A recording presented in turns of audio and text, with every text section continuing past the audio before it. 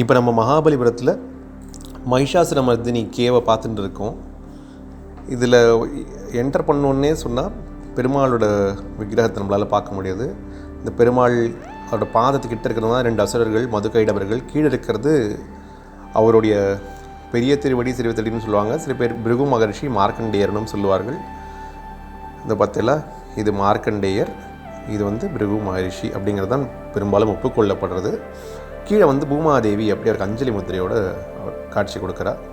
அப்படி போனோன்னா அடுத்த மண்டபம், அந்த மண்டபத்தில் எதுவும் இல்லை. ஒருவேளை இங்கே பிரம்மா, விஷ்ணு, சிவன் 3 பேரையும் அங்கே இது ஸ்தாபனம் பண்ணலாம் நினச்சிருந்துருக்கலாம்.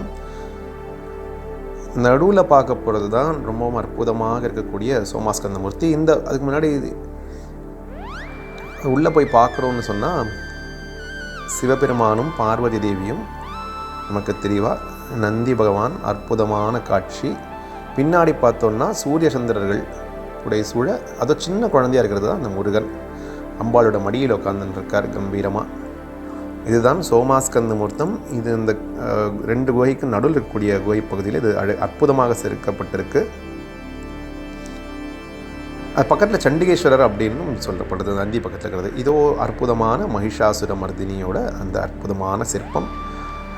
மகிஷாசுரன் ரொம்பவும் பெரிய ஒரு உருவத்தோடு இருக்கான். ஏன்னா மனுஷனோட அகம்பாவம் அவ்வளோ பெருசாக இருக்குது அப்படிங்கிறதுக்காக அம்பிகையும் அவளுடைய அந்த கணங்களும் அவன் மேல் போர் தொடுக்கிறார்கள். ஒரு பெண் தெய்வம் ஒரு வாள் தூக்கி கொண்டிருக்கா இல்லையா, அவள் தான் ஜெயா அப்படிங்கிற பெண் தெய்வம்.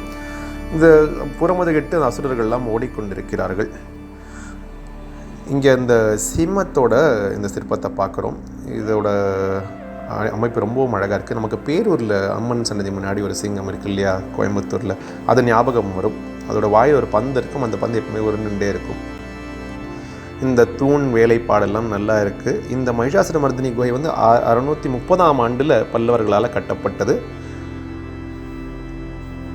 கிருஷ்ணன் அப்படிங்கிற ஒரு ராஷ்டிரத்தோட ராஜன் இதை பார்த்து வியந்து எல்லோரா குகை பண்ணும்போது இது போலவே ஒரு மகிஷாசுரமர்தினி சிற்பத்தை அங்கே செஞ்சார். இதுவும் பார்த்தோம்னா இந்த குகையிலையும் எதுவும் இல்லை. ஒருவேளை இங்கே 3மே சிவ வடிவங்களாக கூட இருந்திருக்கலாம். ஒருவேளை பிரம்மா, விஷ்ணு, சிவனாக கூட இந்த குகையில் இருந்திருந்திருக்கலாம். மேலே பார்த்தோம்னா ஒலகனேஸ்வரர் கோவில் அப்படின்னு ஒரு சிவலிங்கம் இருக்கக்கூடிய ஒரு கோவில் இருந்தது முன்னாடி. அதற்கு கீழே தான் இந்த வேலைப்பாடுகள் எல்லாம் இருக்குது. இப்போ பார்த்தீங்கன்னா இந்த வைஷ்ணவ சின்னங்கள், சங்கு, நாமம் எல்லாம் பார்க்குறோம். மறுபடியும் பெருமாள் ஒரு வாட்டி பார்க்குறோம். இந்த தூணோட வேலைப்பாடெல்லாம் ரொம்ப நல்லா இருக்குது. அந்த தூண்டெல்லாம் பார்த்தோம்னா அந்த நாமம் தெரிகிறது. இது நரசிம்மவர்மன் அவரோட காலத்தில் செதுக்கப்பட்டது.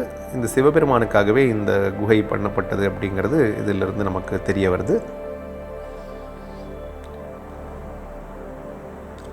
அந்த அம்பிகை வெற்றி பெற்றாள் இல்லையா, அதர்மத்தை வீழ்த்தி தர்மம் வெற்றி பெறும் அப்படிங்கிறது உணர்த்துறதுக்காகவே இந்த சிற்பம். வெளியில் பார்த்தோன்னா ஒரு படுக்கை மாதிரி சமணப்படுக்கை எல்லாம் இருக்கு இல்லையா, அந்த மாதிரி ஒரு படுக்கை மாதிரி ஒரு அமைப்பு இருக்குது.